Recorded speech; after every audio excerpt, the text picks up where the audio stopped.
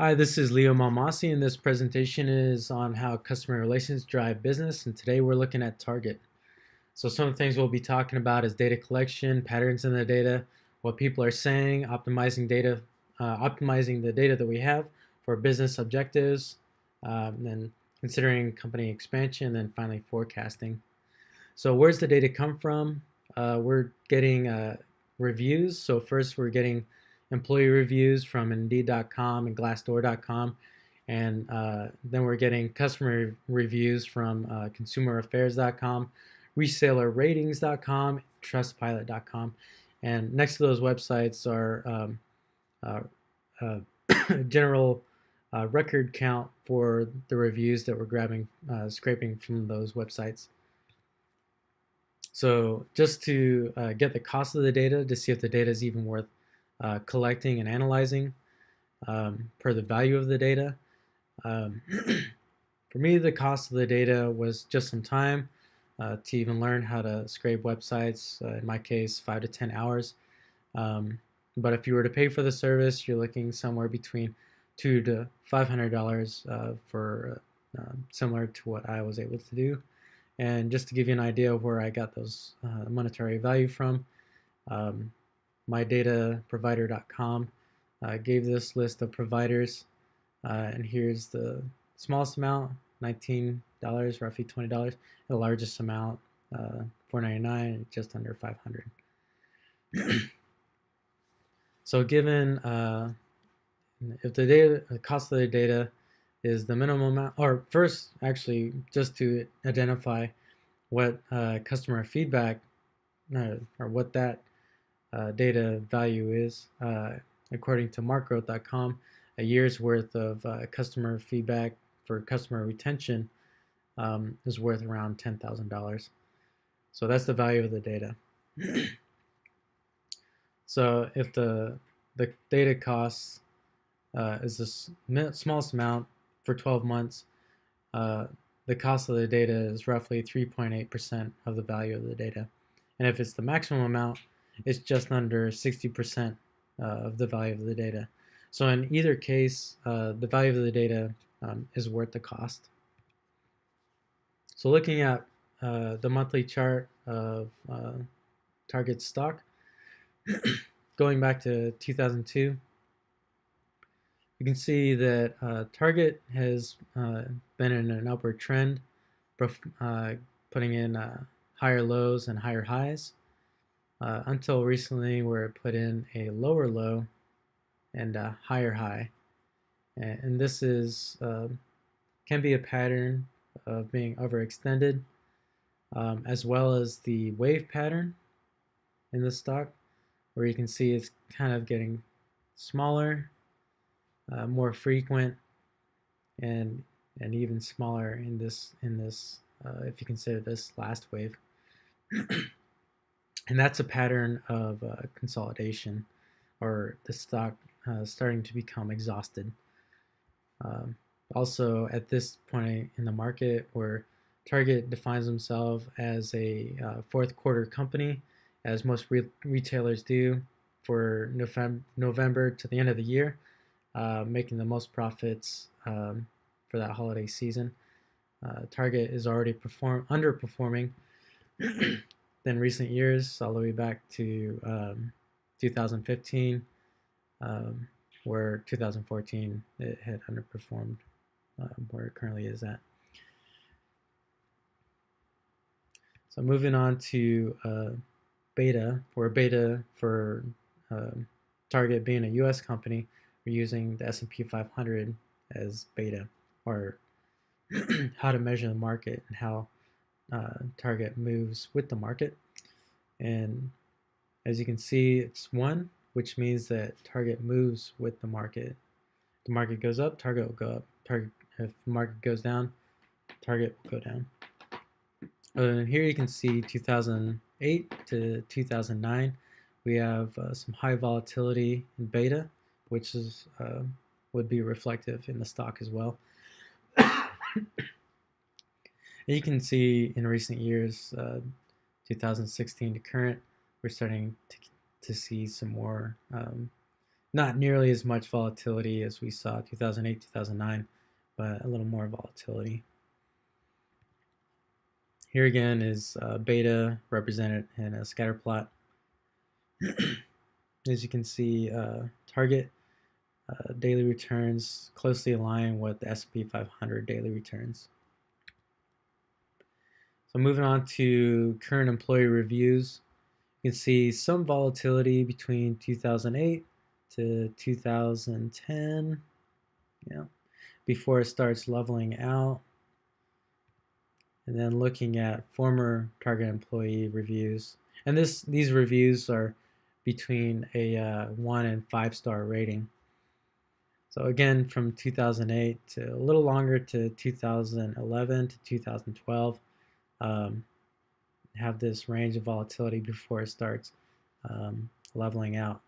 And see them overlap with each other. They typically agree with the volatility up until 2010 for current employees tend to level out a lot sooner than former employees. So if you see 2008 to 2010 for current employees, going back to beta, kind of represents this period of volatility. So that period of volatility is represented in employee reviews, which may indicate that employee reviews could be a leading indicator for when the market begins to, when target begins to experience some high volatility again in the markets. Moving on to customer reviews, looking at good customer reviews first, and the way good customer reviews are defined are in a 1 to 5-star rating. We're looking at greater than 3 stars. So here we have 41.5 thousand records, and splitting this or summarizing those records over months of the year. You can see a high of June and a high in October. And you could say between May and October, it has an upward trend, and the rest of the year seems to be pretty level. Now looking at poor reviews, got 1/7 of the review count than good reviews do. So much more good reviews than poor reviews. You see, it has a downward trend throughout the year. The first low being in February, the next low being in June, and the final low being in October. So June, these two lows, June and October, will be important a little bit later. And then looking at the word count for poor reviews, the word count is on the verge of a rant. So up to, might be able to see this, but very tiny, probably 1 or 2 records here at 2,500 word count, but very easily most of the word count gets near 1,000. And then for good reviews, looking at majority between 200 and 400. So people that have good reviews typically don't have nearly as much to say as people with bad reviews, as they typically are referring to very specific events. Now looking at the word frequency in our top 100 word frequency for good reviews, typically, or most of these words are pleasantries. Some words represent, may indicate specific events, such as gloves. This review probably reflects a very specific event at Target. But for the most part, most of these words are generalizations about pleasant experiences at Target. Looking at the top poor review feature words or from poor reviews, again, we have some general descriptive words, but for the most part, we actually have words that describe specific events. So we have days of the month, such as the 7th, 13th. We even have reference to a month of September. And again, we have another month here, August. Yeah, a lot of these high frequency words that show up in poor reviews tend to relate to specific events. Now these are helpfulness ratings to poor reviews. And the way the helpfulness rating should be looked at is just that, people looking for guidance, people looking for help. So here you can see July as the high point, though throughout the year, helpfulness rating generally has a downtrend, meaning that people are looking for less help throughout the year, but July is the peak. Now, even though good reviews have 7 times more records to analyze, only 2 months appear to have a helpfulness rating or a helpfulness count, being June and July. Now, this actually makes sense because for most people, people don't look for good reviews for guidance on decision making unless you're in a time crunch or you're just looking for the best solution to whatever your problem is. And that's important to think about.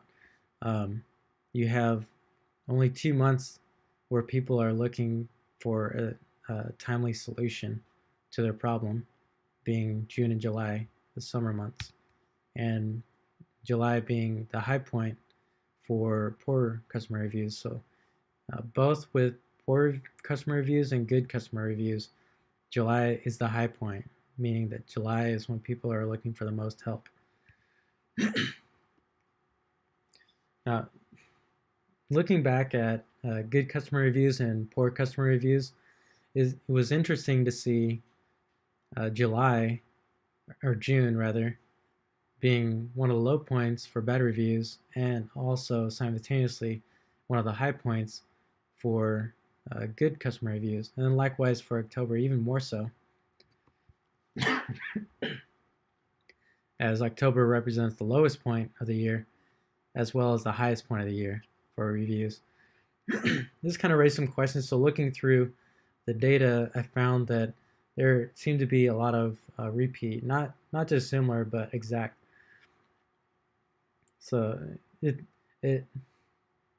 even though we're looking at years of data, it may indicate possibility of paid reviews or fake reviews, essentially. But then again, if we look, just looking at this, I love shopping at Target. It may also indicate that people with good reviews are online shoppers, and people with bad reviews are in-store shoppers. So it could be the case that these are 2 different types of shoppers.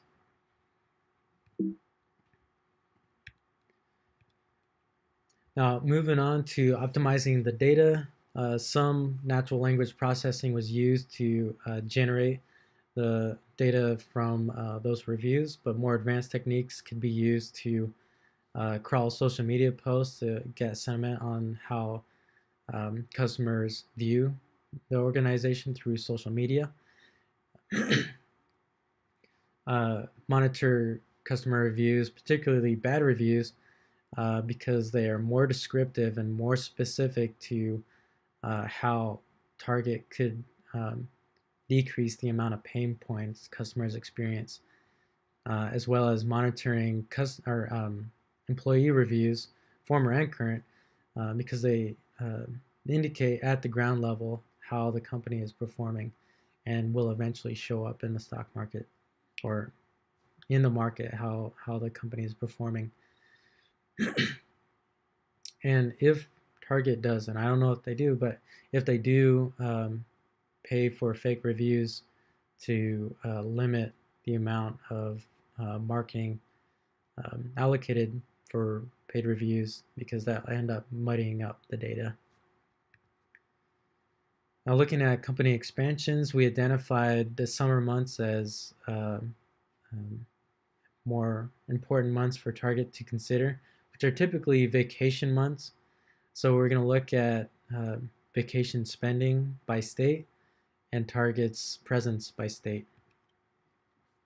Now the blue bars represent spending by state for people that are looking to vacation, and the red bars represents number of stores in those states, and the green bars are realty, or the square space of their facilities in those states.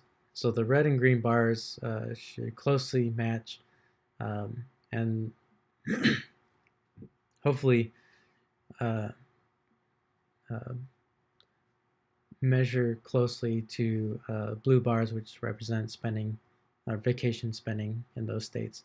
And it appears that Target had already identified vacation spending as an important data point, as for most states they're closely aligned. Though two states point out, or see, Hawaii and Nevada, and you could even consider New York, because the amount of spending is greater than Nevada or Hawaii. But seeing how Target had just got done renovating and looking to recover from those expenses, Hawaii may represent a greater financial risk for investing, try and capture some of this vacation spending, and as well as natural disaster risks. So Nevada represents a safer financial opportunity and less of a natural disaster risk. So I would suggest looking into Nevada to increase their presence to better match the available vacation spending in that state, as well as if Target's looking to recover finances, then becoming more efficient in other states like Minnesota, where vacation spending is less than half of Target's presence in that state. Now moving on to forecasts for the monthly, I would like to go short if you're invested in Target. The reason for this is that the current performance is lower than previous years, and the fourth quarter may be lower than expected, as well as the market entering a consolidation period. And for the next year, I would hold for now. Don't buy or sell. Wait for a buy signal to show up, because Target is still in an uptrend. It's currently experiencing a low, and I would look for that buy signal to show up somewhere in the summer months, as we discussed. Again, my name is Leo Mamasi, and this presentation was how customer relations drive business.